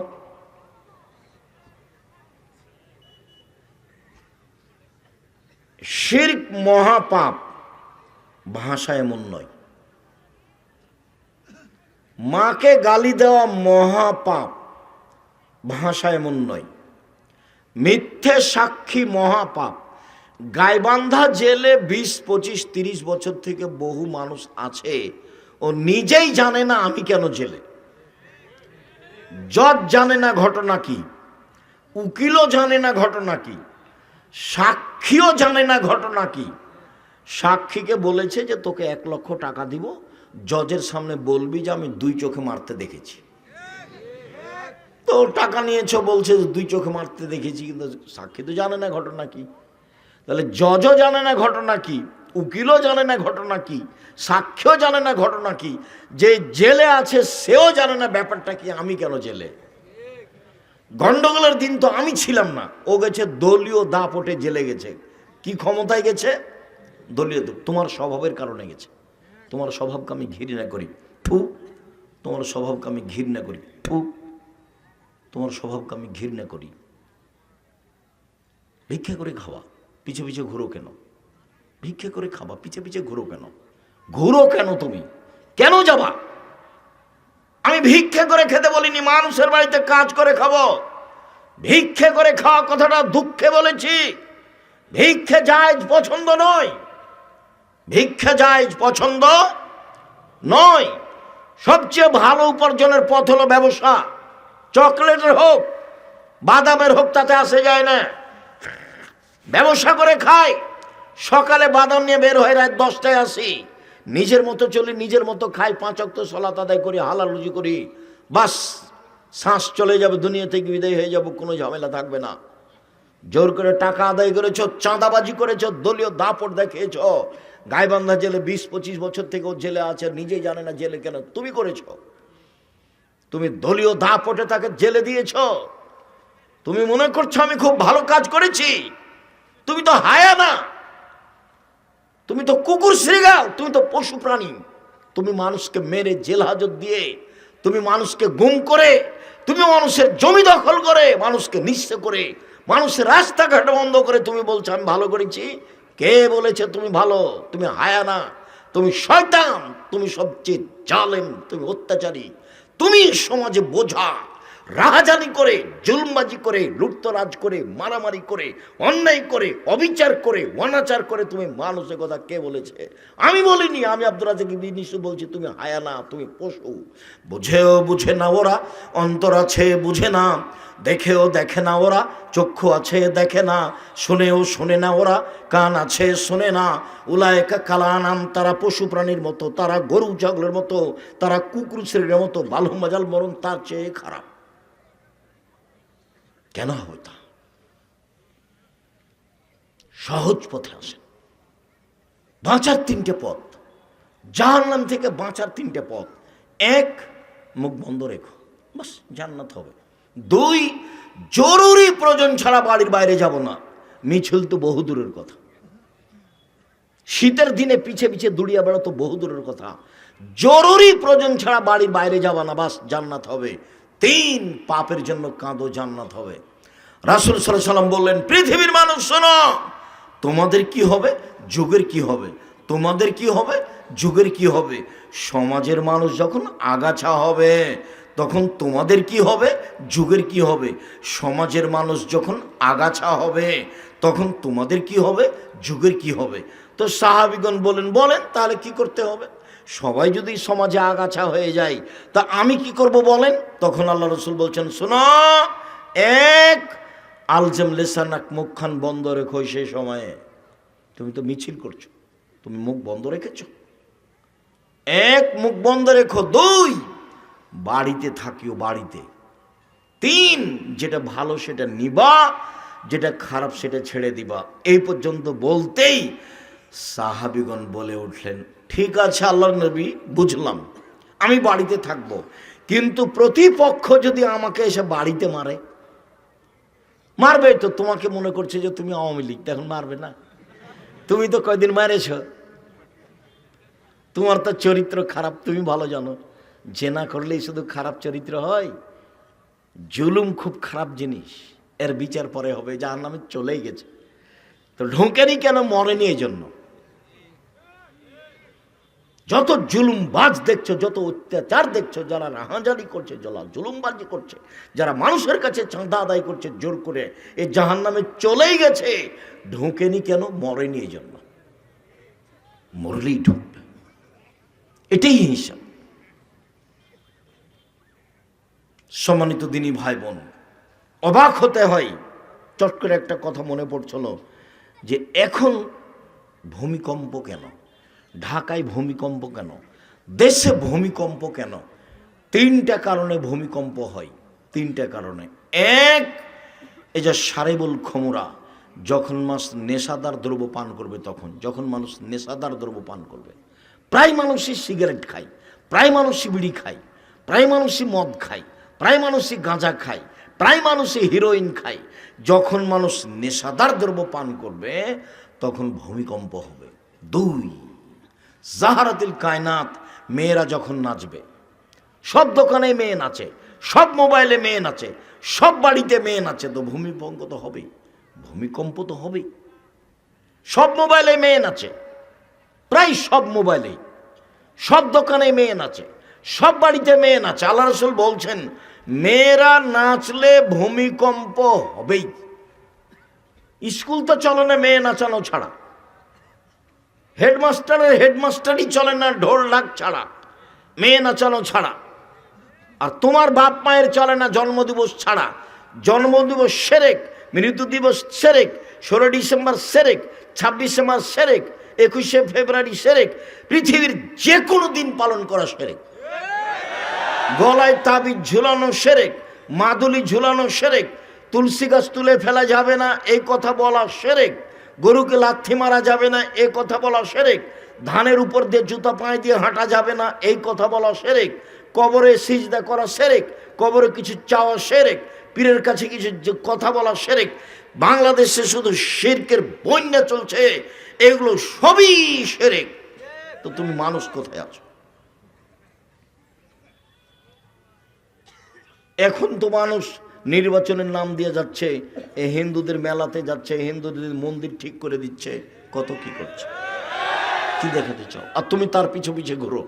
যখন তোমাকে আমি দেখি ঘুরতে, আমি গাড়ি নিয়ে যাই, তোমাকে দেখি তুমি পিছনে পিছনে মোটরসাইকেলে ঘুরছো আর মিছিল করছো, তখন তোমাকে এত ঘৃণা করি আমি। তোমার চেয়ে আমার কাছে খারাপ মানুষ আর কেউ থাকে না। তোমার চরিত্র আমার কাছে এত খারাপ। তোমাকে আমি 30 বছর থেকে বলে আসছি সহজ জীবন, বারবার বলছি সহজ জীবন, 5 ওয়াক্ত সালাত, হালাল রুজি, কি দিনমজুরি। সহজ জীবন, হালাল রুজি, কি বাদাম বিক্রি। বাদাম বিক্রি করতে হবে কথা আমি বলিনি, কোটি টাকার ব্যবসা করো, দেশের সবচেয়ে বড় ব্যবসায়ী হও। টাকা দিয়ে সরকারকে উঠাতে হবে না, নামাতে হবে না। টাকা ইনকাম করি অসহায় মানুষের পাশে দাঁড়ানোর জন্য। জান্নাত পেতে রাজি নই, জান্নাত কিনতে রাজি। 5 ওয়াক্ত সালাত আদায় করে জান্নাত পাওয়া যায় কিনা যায় না, হজ করে জান্নাত পাওয়া যায় কিনা যায় না। শুনুন, রমজান মাসে রোজা সিয়াম থেকে জান্নাত পাওয়া যায়, জান্নাত কিনা যায় না। অসহায় মানুষকে দান করলে জান্নাত কিনা যায়, দান দিয়ে জান্নাত কিনা যায়। আল্লাহ বলছেন তোমার টাকার বিনিময়ে আর তোমার জানের বিনিময়ে আমি জান্নাত বিক্রি করে দিলাম। যাও, তো টাকাই নাই তো তুমি জান্নাত কিনবা কিভাবে? আমি বড় ব্যবসা করি, এই জন্য জান্নাত কেনার জন্য আমি জান্নাত পেতে রাজি নই, আমি জান্নাত কিনতে রাজি। ব্যবসা করো, আমি তো নিচে নেমেছি চকলেটের ব্যবসায়ী। 3, যারা বাদ্যযন্ত্রে লিপ্ত থাকে, তখন যখন বাদ্যযন্ত্র সমাজে বেড়ে যাবে তখন ভূমিকম্প হবে। শুনুন, 3টি পাপের কারণে 3টি বিপদ আসে। 1, ভূমিকম্প হবে। 2, সন্ধ্যা থাকবে মানুষ, সকালে হবে শোর বানর। 2, সন্ধ্যায় থাকবে মানুষ, সকালে হবে শোর বানর। একবার হুবাহু শুক্র হয়ে যাবে, হুবাহু। 3, সমস্যা নেমে আসবে, যেখানে সেখানে মারামারি, মাদ্রাসায় মারামারি, মসজিদে মারামারি, রাস্তাঘাটে মারামারি, কেউ কাউকে মানবে না 3টা পাপের কারণে। সম্মানিত দিনী ভাই বোন, আমি আপনার খুব কাছে থেকে আপনাকে শক্তভাবে বলছি আপনি এই পথ থেকে ফিরে আসুন। শক্তভাবে আপনাকে বলছি আপনি এই পথ থেকে ফিরে আসুন। আপনি আমার দিনী ভাই, আপনি আমার দিনী বোন, আপনাকে আমি অনুরোধ করে বলছি, আপনি আমার দিনী বোন, আমি আব্দুর রাজ্জাক বিন ইউসুফ এসেছি, আপনি জানলেন, এরপর আপনি চলে গেলেন কেন এভাবে? দেবরের সাথে আসলেন কেন? গল্প করতে করতে চলে গেলেন কেন? আপনার শরম হয় না কেন? মহিলা মানুষ, আপনার হায়া হয় না কেন? আপনার ইতস্তবোধ হয় না কেন? আপনার লজ্জাবোধ হয় না কেন? লজ্জা আপনি বেঁচে খেলেন কেন? লজ্জা আপনি বেঁচে খেলেন কেন? মহিলা মানুষ আপনি কথা বলেন কি করে এইভাবে? তাহলে কি আপনার বাপ নেই? তাহলে কি আপনার ভাই নেই? সম্মানিত দিনী ভাই বোন, একটু শোনো। সম্মানিত দিনী ভাই, আপনি একটু শোনেন। এই ছেলে শোনো, দেখো এক মিনিট, বাপ কাকে বলে দেখো তো, দেখো তো বাপ কাকে বলে। এদিকে দেখো। আয়েশা রাদিয়াল্লাহু তাআলা আনহা বলেন, আমরা এক সফর থেকে আসছিলাম, আমার গলায় হার ছিল আমার বড় বোন আসমার। চট করে হারটা হারিয়ে গেল, খুঁজে পায় না। জনগণ আটকা পড়ে গেল, সলাতের নামাজের টাইম হয়ে গেছে, পানি নেই, অজু করতে পারি না, সলাত আদায় করতে পারি না, যেতেও পারি না, হার খুঁজেও পায় না, বড় বিপদে পড়ে গেলাম। প্রায় 1400 মানুষ। ইতিমধ্যে জনগণ আমার আব্বার কাছে গেল, আমার আব্বার কাছে অভিযোগ করলো, আপনি জানেন কি হয়েছে? আপনার মেয়ে হার হারিয়েছে, খুঁজে পাচ্ছি না, যেতেও পারি না। তাই এই কথা শুনে আবু বকর সিদ্দিক আসলেন। আয়েশা রাদিয়াল্লাহু তাআলা আনহা বলেন, আবু বকর সিদ্দিক আমার পাশে এসে আমার কোমরের উপরে এত জোরে মারলেন, পাল্লাকা জানি লাখ জাতানো সাদিদা, খুব জোরে মারলেন। ওই সময় আমার স্বামী আমার উরু রানের উপরে মাথা দিয়ে ঘুমিয়েছিলেন। এক মিনিট, এই ছেলে, ভাইজান আপনি একটু খেয়াল করেন অবস্থাটা। আমাদের দেশের গতিতে, আমাদের গায়বান্ধার গতিতে, শ্বশুর যদি ঘরে গিয়ে দেখে যে জামাই মেয়ের উরু রানের ওপরে মাথা দিয়ে ঘুমিয়ে আছে, তো শ্বশুর আগিয়ে যাওয়া তো দূরের কথা, এভাবে ঘুরবে, পাল্টা এভাবে ঘুরবে। কথা বুঝাতে পারিনি মনে হয়, বাস্তবতা। মানে শ্বশুর আগিয়ে যাওয়া তো বহু দূরের কথা, দেখলে কি হবে, এইভাবে ফিরে আসবে। তো আয়েশা রাদিয়াল্লাহু তাআলা আনহা বলেন, আমার আব্বা আসলেন, তখন আমার স্বামী আমার উরু রানের উপরে মাথা দিয়ে ঘুমিয়েছিলেন। তিনি এত জোরে মারলেন যে মারের কারণে আমি দূরে সরে যেতাম, কিন্তু আমি নিজেকে শক্ত করে ধরে রেখেছি যাতে করে আমার স্বামীর ঘুম না ভাঙে। এবার বলি, সবচেয়ে বড় মানুষে মারলেন, বলেন তো কে মারলেন? আবু বকর সিদ্দিক রাদিয়াল্লাহু তাআলা মারলেন। আপনি মনে রাখবেন, আদম থেকে নিয়ে কিয়ামত পর্যন্ত নবী রাসূল ব্যতীত যত মানুষ এসেছে, আছে, আসবে, সবার চেয়ে দামি মানুষ হলেন আবু বকর সিদ্দিক রাদিয়াল্লাহু তাআলা। কে ব্যতীত? ও নবী রাসূল ব্যতীত পৃথিবীতে সবচেয়ে দামি মানুষ কে? আবু বকর সিদ্দিক রাদিয়াল্লাহু তাআলা। ইনি মারলেন। সবচেয়ে দামি মহিলাকে মারলেন, একবারে মা হাওয়া থেকে নিয়ে কিয়ামত পর্যন্ত যত মহিলা এসেছে, আছে, আসবে, সবার চেয়ে দামি মহিলাকে মারলেন। কাকে মারলেন? আয়েশা রাদিয়াল্লাহু আনহা মারলেন। সবচেয়ে বড় মানুষের সামনে মারলেন, নবী রাসূল নির্বিশেষে, জনগণ নির্বিশেষে, সবার চেয়ে দামি মুহাম্মদ সাল্লাল্লাহু আলাইহি সাল্লাম, তার সামনে মারলেন।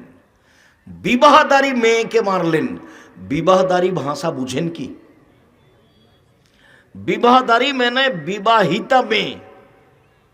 বিবাহিতা মেয়েকে মারলেন মানে মেয়ের কি হয়ে গেছে?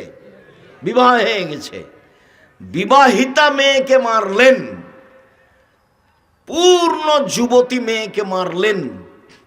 জামাইয়ের সামনে মারলেন। দিন দুপুরে মারলেন। প্রায় 1400 মানুষের সামনে মারলেন। হাত দিয়ে মারলেন। সবচেয়ে বড় মানুষে মারলেন। সবচেয়ে বড় মহিলাকে মারলেন। সবচেয়ে বড় মানুষের সামনে মারলেন। বিবাহিতা মেয়েকে মারলেন। পূর্ণ যুবতী মেয়েকে মারলেন। জামাইয়ের সামনে মারলেন। দিন দুপুরে মারলেন। দিয়ে মারলেন, বুখারী মুসলিম। পৃথিবীর সবচেয়ে বড় মানুষে মারলেন, পৃথিবীর সবচেয়ে বড় মহিলাকে মারলেন, পৃথিবীর সবচেয়ে বড় মানুষের সামনে মারলেন, বিবাহিতা মেয়েকে মারলেন, পূর্ণ যুবতী মেয়েকে মারলেন, জামাইয়ের সামনে মারলেন, দিন দুপুরে মারলেন, খোলা মাঠে মারলেন, প্রায় 1400 মানুষের সামনে মারলেন, হাত দিয়ে মারলেন। এত বড় বাপে এত বড় বেটিকে এত বড় মানুষের সামনে মেরে দিলেন, ভুল কোথায় হারখান হারিয়ে গেছে খেয়াল করেননি, এই জন্য মেরে দিলেন।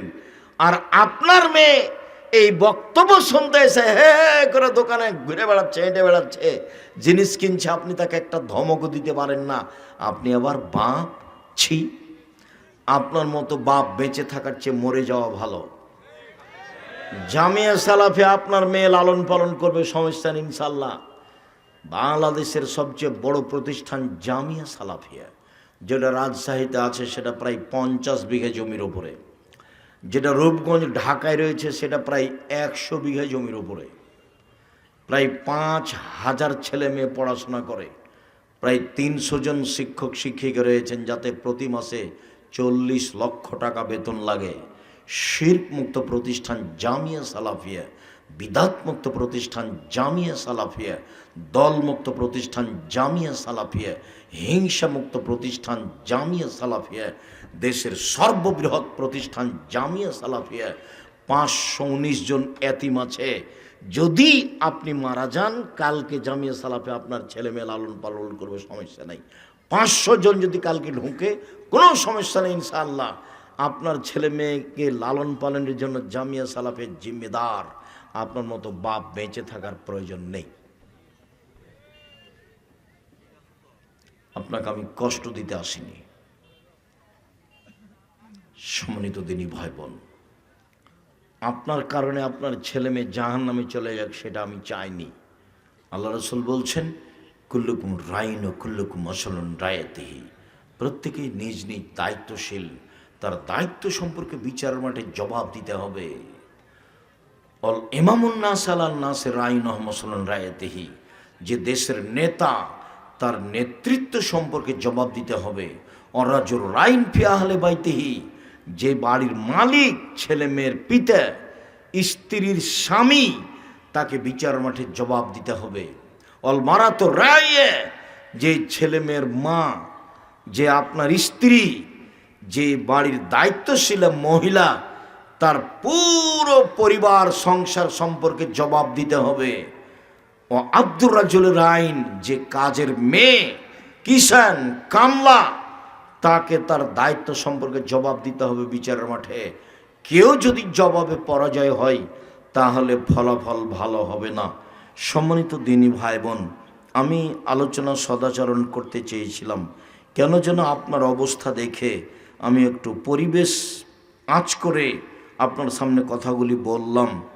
জামিয়া সালাফিয়ার একটি শাখা প্রতিষ্ঠান সালাফিয়া রহমানিয়া মাদ্রাসা, ছেলেমেয়েরা যা কিছু পেশ করলো তাতে আমরা খুশি হয়েছি বলে আমরা মনে করি। মর্মে এসব প্রতিষ্ঠান দেশে গড়ে উঠুক, এই প্রতিষ্ঠানের জন্য সার্বিক সুবিধাই থাকতে হবে, ছেলে মেয়ে পাঠাতে হবে। এসব প্রতিষ্ঠান 10-এর সহযোগিতায় চলে, ব্যক্তিগত সহযোগিতায় চলে না, সরকারিভাবে চলে না। জামিয়া সালাফিয়া সরকারি অনুদানে চলে না, জামিয়া সালাফিয়া কোনো ব্যক্তি দিয়ে চলে না, জামিয়া সালাফিয়া কোনো ভিত্তশালী দিয়ে চলে না, জামিয়া সালাফিয়ার রসিদ বহি বাহিরে ব্যবহার হয় না।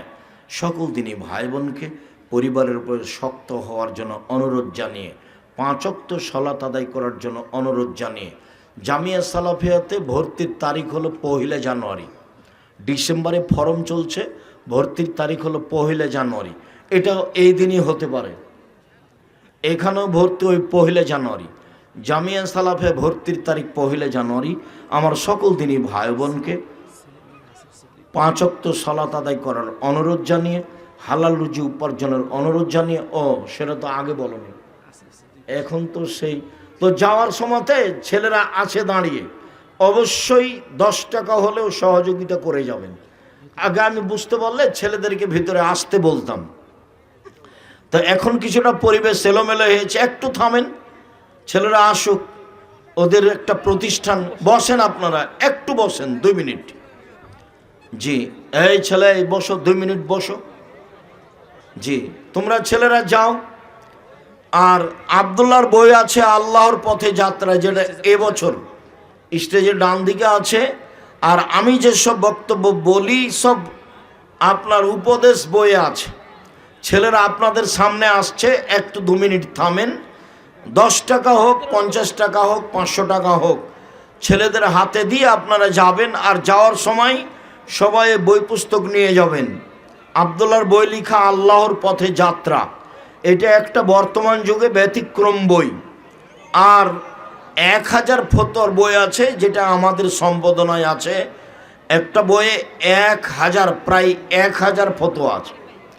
আর সব বক্তব্য আপনি উপদেশ বইয়ে পাবেন। সব বক্তব্য উপদেশ বই থেকে সংগ্রহ করার জন্য অনুরোধ জানিয়ে আজকের মতো সকল দিনী ভাই বোনের সার্বিক কল্যাণ কামনা করে আলোচনার শেষে চলে আসলাম। সবাই যার যতটুকু সম্ভব সহযোগিতার হাত প্রশস্ত করার জন্য আন্তরিকভাবে দোয়া করি। হুজুর আসসালামু আলাইকুম।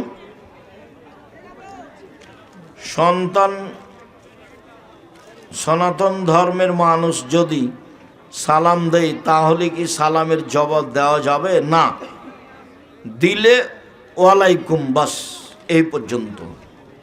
ওয়ালাইকুম। শায়েখ, আমি একজন রাজমিস্ত্রি।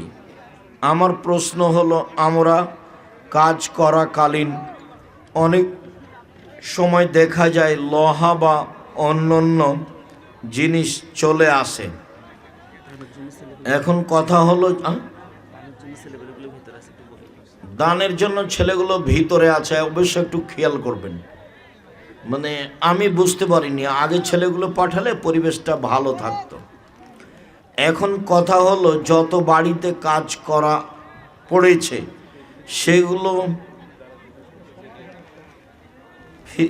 সেগুলো বাড়িতে যাওয়া আর সম্ভব নয়। এই জন্যই আত্মসাৎ করা হারাম। অতএব ওদের নামে দান করো, আল্লাহ হেফাজত করুক।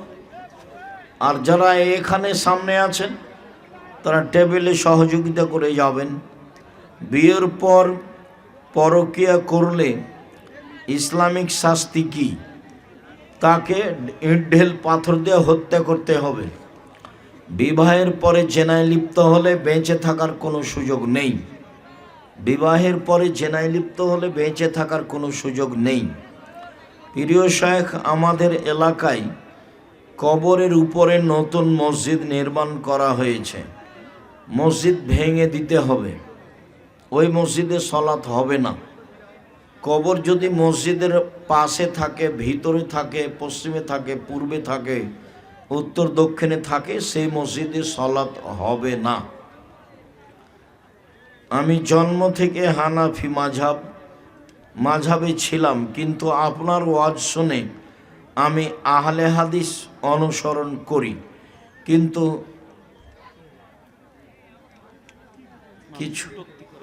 কিছু মানুষ কটূক্তি করে, করুক, ধৈর্যের পরিচয় দাও। শ্বশুর বাড়ি থেকে 10 লাখ নিয়ে এখন ব্যবসা করে 20 লাখ হয়েছে। ওই যৌতুক 10 লাখ ঘুরিয়ে দিলে বাকি 10 লাখ টাকা এখন কি হালাল হবে? বাকি 10 লাখের 3 ভাগের 1 ভাগ দান করে দাও, বাকি টাকা থাক, আর ওই টাকা দ্রুত ফিরিয়ে দাও। মৃত ব্যক্তির নামে তওয়াফ করলে সে কবরে নেকি পাবে? জি না। হজ করতে গিয়ে কোনো মানুষের নামে তওয়াফ করলে কাবিরা গুনাহ হবে, বিদাত, মহাপাপ হবে। এক সফরে একটাই উমরা, একাধিক উমরা করলে বিদাত হবে, হজটাই বাতিল। আর তওয়াফ কারো নামে চলে না, ব্যক্তিগত নেকি। এক মহিলা স্বামী ও ছেলে মক্কায় চাকরি করে। সে মহিলা অন্য মহিলাদের সাথে গিয়ে স্বামীর সাথে উমরা করতে পারবে কি না? মাধ্যম যাওয়ার সময় মাহরাম লোক লাগবে, তার স্বামী বা তার ছেলেরা নিয়ে যাবে, মহিলা যেতে পারবে না একাই। বক্তা ও শ্রোতার পরিচয়ে তাফসির কি মিথ্যা হতে পারে? মমর্ষ হতে কবর পর্যন্ত খুঁজো, বইগুলো সংগ্রহ করো। হুজুর, আমার প্রশ্ন হলো, কোনো বিপদ হলে আল্লাহ যে সব কিছু ঠিক করে দিতে পারেন তা আমার মনে হয় না। আল্লাহর উপর আমার ভরসা আসে না।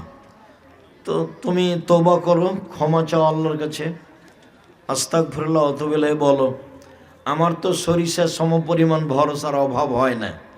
2013 সালের 24শে আগস্ট রোজ মঙ্গলবার সকাল 11টার সময় হাঁটাবো, বীরহাটাবো, রূপগঞ্জ, নারায়ণগঞ্জ, ঢাকা ফাঁকা মাঠে বলেছিলাম আমার হাতে টাকা নাই, একথাও সত্য। এখানে প্রতিষ্ঠান গড়বে, একথাও সত্য। ইনশাল্লাহ গড়বে। সেই প্রতিষ্ঠানে এখন 100 বিঘা জমির উপরে।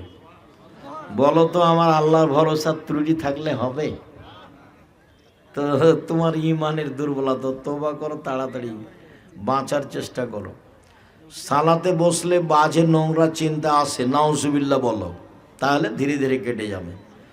বাচ্চার 7ম দিনে আকিকা দেওয়া সামর্থ্য ছিল না, আর আকিকা দেওয়া যাবে না। 7 দিনের পরে আকিকা নেই, 14 দিনে আকিকা নেই, 21 দিনে আকিকা নেই, জীবনে একদিন আকিকা নেই। 7 দিনের আগে বাচ্চা মারা গেলে আকিকা হবে না। আকিকা বাপের জিম্মেদারি, কুরবানি নেকির কাজ, আকিকা নেকির কাজ নয়। আকিকা বাপের জিম্মেদারি, আকিকা বাপের দায়িত্ব।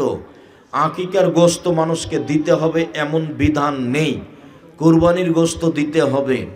আকিকার গোশত ব্যক্তিগত ব্যাপার, কানা ন্যাংড়া ছাগল যেটা হোক হলেই হলো। উট দিয়ে আকিকা চলে না, গরু দিয়ে আকিকা চলে না। সামর্থ্য থাকা সত্ত্বেও স্ত্রীর দেনমোহর পরিশোধ করতে স্বামী অনীহা করে। দেনমোহর হলো ঋণ, বিচারের মাঠে নেকি দিয়ে বুঝিয়ে দিতে হবে। অতএব এখনই মোহর দিয়ে পরিশোধ করতে হবে, এখনই। যদি তোমার বাপ না দিয়ে থাকে তাহলে তোমার বাপের পক্ষ থেকে তোমরা তোমার মাকে মোহর দিয়ে দিও, নইলে বিচারের মাঠে তোমার বাপের কাছ থেকে নেকি নিয়ে নিবে তোমার মা। মহিলা মানুষ এতেকাফের মানত করেছে এবং তখন সে জানতই না মহিলাদের এতেকাফ নেই। মহিলাদের এতেকাফ আছে জুমা মসজিদে। যদি জুমা মসজিদে এতেকাফ করতে না পারে তো মানত মেরেছে, এর জন্য 10 জন ফকিরকে 12.5 কেজি চাউল দিয়ে দিবে, 1.25 কেজি করে, তাহলে ঝামেলা থেকে মুক্ত হয়ে গেল। মানত মেরেছে, পূরণ করতে পারছে না, তাহলে কি করবে? 10 জন ফকিরকে 1.25 কেজি করে চাউল দিবে। কিছুদিন আগে আমার বাবা মারা গিয়েছে, কিন্তু আমার মায়ের দেনমোহর দিয়ে যাননি, তোমরা দিয়ে দাও তাড়াতাড়ি। আরে কৌশলে মাপ ছাড়ো। যদি মুসলিমেরা জান্নাতে যাবে তাহলে আমাকে অন্য ধর্মে পাঠানো হলো কেন? তুমি এখন জ্ঞান হয়েছে, ফিরে আসো, তুমি ডবল নেকি পাবা। অন্য ধর্ম থেকে এ ধর্মে এসেছো, ডবল নেকি পাবা, মান বেড়ে যাবে। আসসালামু আলাইকুম, আল্লাহর জন্য আপনাকে ভালোবাসি। এক সময় আপনাকে গালি দিতাম, আমার ভুল বুঝতে পেরেছি, আমাকে ক্ষমা করবেন। তোমাকে ক্ষমা করলাম, জাযাকুমুল্লাহ। বাংলাদেশ সেনাবাহিনীর চাকরি হালাল না হারাম? ত্রুটিযুক্ত, পরিষ্কার নয়, বেঁচে থাকা ভালো। আসসালামু আলাইকুম হুজুর, কেউ যদি ভুলক্রমে কারো কোনো জিনিস বা টাকা পয়সা চুরি করে ফেলে তাহলে কি তওবা করলে বা সদকা করলে আল্লাহ ক্ষমা করবেন? চুরি আল্লাহর সাথে জড়িত পাপ, কথাটা স্পষ্ট হয়নি তখন, মানে সুদ মহাপাপ, কিন্তু ক্ষমা চাইলে ক্ষমা হয়ে যাবে। দোকানে বসে বদনাম করেছি, এটা ক্ষমা চাইলে ক্ষমা হবে না, ওটা মানুষের সাথে জড়িত পাপ। চুরি আল্লাহর সাথে জড়িত পাপ, ক্ষমা চাও। গোসলখানা ও টয়লেটে অ্যাটাচড ঘেরা থাকলে অজু করা যাবে, দোয়া পড়ে অজু করো। আল্লাহুম্মা নাউযু বিকা মিনাল খুবুসি ওয়াল খাবাইস বলে বসা হয়েছে, গোফরানাকা বলে উঠা হয়েছে। এই সময়ে জিকির আজকার করা যাবে না, তার আগে জিকির আজকার করা যাবে। টয়লেট তো এখন ঝকঝকে হয়ে আছে। কোনো ছেলে যদি নিজের ইচ্ছায় লিঙ্গ পরিবর্তন করে পুরুষ থেকে নারীতে রূপান্তর হয় এবং সে হিজড়া সেজে চাঁদা আদায় করে, তার উপরে অভিশাপ, মুখান্নাস হিজড়ার উপরে অভিশাপ, একাধিকবার আল্লাহ নবী বলেছে। প্রিয় শেখ, আমাদের গ্রামে প্রতিদিন একটা হুজুর এসে কিছু মহিলাকে আরবি পড়িয়ে যায়। এটা কি ইসলামে জায়েজ? যদি অনেকগুলো মহিলা থাকে, পর্দা বজায় রাখে, তাহলে পড়াতে পারে, এবং কি পড়াই সেটা দেখতে হবে তার আকীদা ঠিক আছে কিনা। আমি একটি মেয়ে একের পর এক সূরা তেলাওয়াত করার সময় প্রত্যেকবার কি আসসালামু আলাইকুম, আউযুবিল্লাহ, বিসমিল্লাহ পাঠ করতে হবে? প্রথমে আউযুবিল্লাহ পড়তে হবে, আর পরে সূরা পরিবর্তন হলে বিসমিল্লাহ, সূরা পরিবর্তন হলে বিসমিল্লাহ, এক সূরা থেকে আর এক সূরা গেলে বিসমিল্লাহ, মধ্যে বিসমিল্লাহ চলে না। সালাতরত অবস্থায় এদিক ওদিক দেখলে কি সালাত হবে, নেকি কম হবে? যে সালাত আদায় করে না তার সাথে বসে খাদ্য খেলে নাকি 70 বছরের ইবাদত নষ্ট হয়, কথাটি মিথ্যা। চোখ বন্ধ করে সালাত আদায় করলে কি সালাত হবে? চোখ বন্ধ করে সালাত আদায় করা নিষেধ।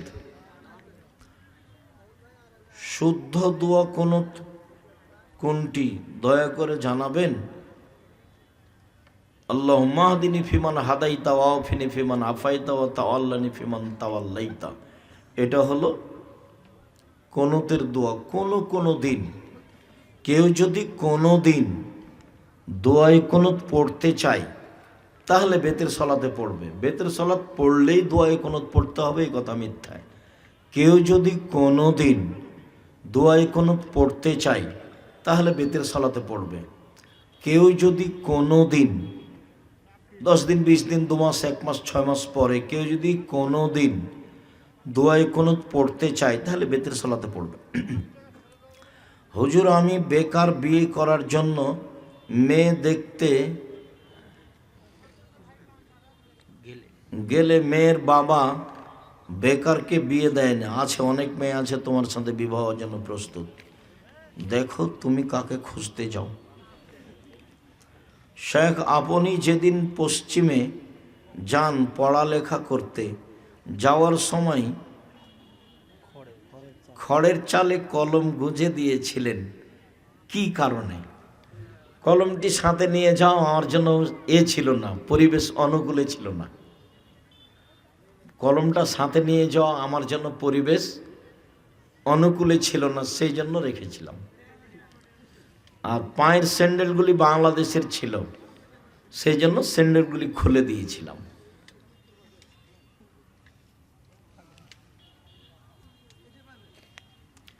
মসজিদের মাইকে মৃত ব্যক্তির খবর প্রচার করা নিষেধ।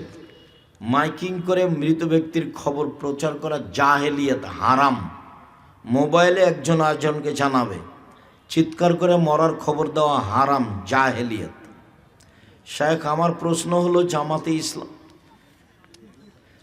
আমি একটি জমি ক্রয় করেছি, দলিল হয় নাই, বিক্রেতা মুসলমান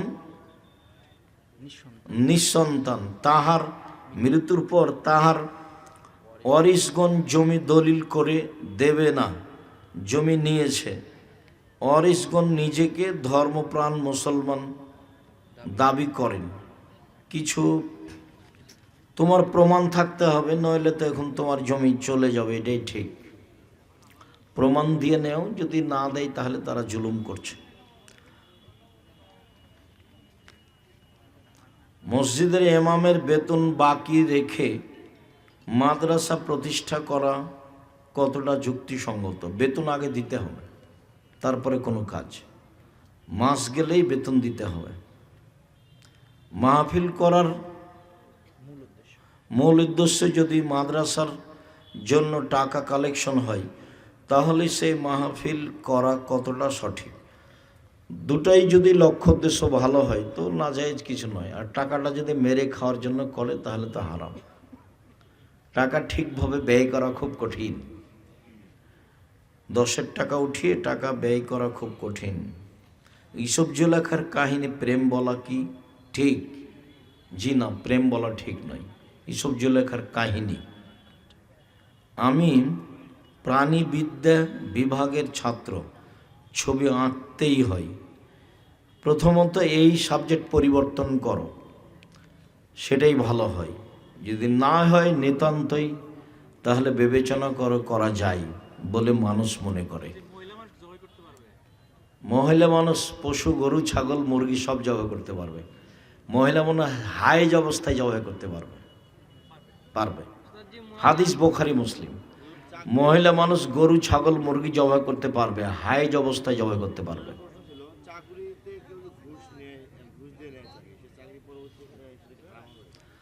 সেই যদি নিয়োগ পরীক্ষায় 1 হয়েছে, তারপরে যদি টাকা লাগে তাহলে দিবে।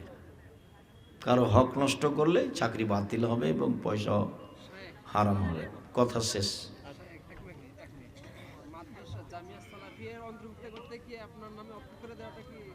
আমার নামে অক্ষ করা লাগে না, শুধু এই দলিলা দিলে ফটোকপি সেখানে পেশ করা লাগে, ওখানে জমা দেওয়া লাগে। আর যেগুলো লিখে দেওয়া লাগে সেগুলো নেবরাসের নামে রেজিস্ট্রি করা লাগে। কি আছে? শ্বশুরের কাছ থেকে টাকা নিয়ে চাউল কিনে খেলে ইবাদত হবে না। আমাদের সমাজে অনেক মুরব্বী এবং হাজী সাহেব আছেন যারা সালাতের সময় হলে সালাত আদায় করে না, এমনকি মসজিদেও যায় না, বাসাতেই সালাত আদায় করে। আগের বাক্যের সাথে তোমার পরের বাক্যের মিল নাই। আগের বাক্য হলো শ্বশুরের কাছে টাকা নিয়ে চাউল কিনে ইবাদত কবুল হবে না। ভালো কথা, তো মুরব্বীরা মসজিদে যায় না, এটার সাথে আগের কি সম্পর্ক? মুরব্বীরা মসজিদে যায় না কেন? যেতেই হবে, মসজিদেই সালাত আদায় করতে হবে। নিয়মিত বাড়িতে সালাত আদায় করলে সালাত হবে না। শুকরিয়া, জাযাকুমুল্লাহ খায়ের। অনেক লম্বা পথ আছে। মৃতের ব্যক্তি কবরের এক পাশে হতে হবে, কবর সামনে করে হলে হবে না। শুকরিয়া। আল্লাহ তুমি আমাদের হেফাজত করো, যারা মারা গেছে তুমি তাদের কবরের শাস্তি মাফ করো, অসুস্থদের আরোগ্য দান করো, আমাদেরকে তোমার রাসূলের পদ্ধতি অনুযায়ী চলার তৌফিক দান করে। দাবি দেওয়া দোয়া রেখে আজকের আলোচনা এখানে শেষ করলাম। সুবহানাকাল্লাহুম্মা ওয়া বিহামদিকা আশহাদু আল্লা ইলাহা ইল্লা আনতা আস্তাগফিরুকা ওয়া আতুবু ইলাইক। আসসালামু আলাইকুম ওয়া রাহমাতুল্লাহ।